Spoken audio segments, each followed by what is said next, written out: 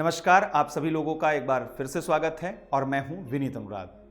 हाल ही में भारत की G20 की अध्यक्षता के क्रम में थिंक 20 यानी T20 की अध्यक्षता की मेजबानी गुजरात विश्वविद्यालय ने की। Manohar Parrikar institute for defence studies and analysis, जिसे पहले CSDS कहते थे, के डायरेक्टर जनरल सुजन चिनाय ने इसकी मेजबानी की। थिंक 20 की इस बैठक का आयोजन जिन संगठनों के साथ मिलकर किया गया वो हैं observer research foundation, Ahmedabad management association. T20 task force chair and observer research foundation के सीनियर फेलो अनिर्बान शर्मा ने थिंक 20 के आयोजन में प्रमुख भूमिका निभाई। अब आते हैं एक सवाल पर, क्या आपको पता है कि G20 का आइडियाज बैंक किसे कहते हैं? अगर नहीं तो हम आपको बताते हैं कि G20 का आइडियाज बैंक है थिंक 20।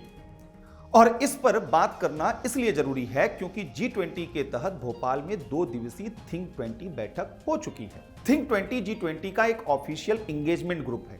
इसका मतलब है कि G20 जिन प्रक्रियाओं और संस्थागत पहलों के जरिए अपने उद्देश्यों को पाने का प्रयास करता है, थिंक 20 उन्हीं में से एक है। थिंक 20 विश्व भर के थिंक टैंकों, रिसर्च सेंटर्स, एकेडमिशियंस के साथ G20 के वैचारिक मंच के रूप में काम करता है।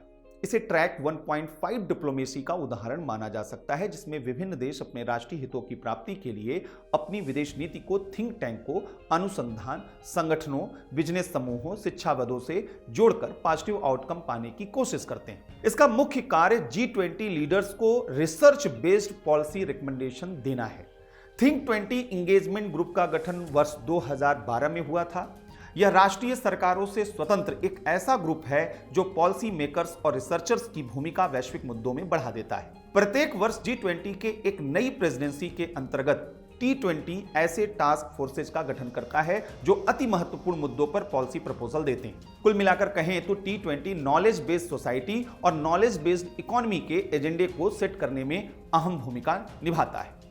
यह जो G20 के मंच पर पहल किए जा रहे हैं, अगर T20 के माध्यम से उसे एक डायरेक्शन दिया जा रहा है तो निश्चित रूप से नीति निर्धारण में एक बहुत महत्वपूर्ण पॉलिसी इनपुट मिलता है और इससे पॉलिसी की क्वालिटी बढ़ती है।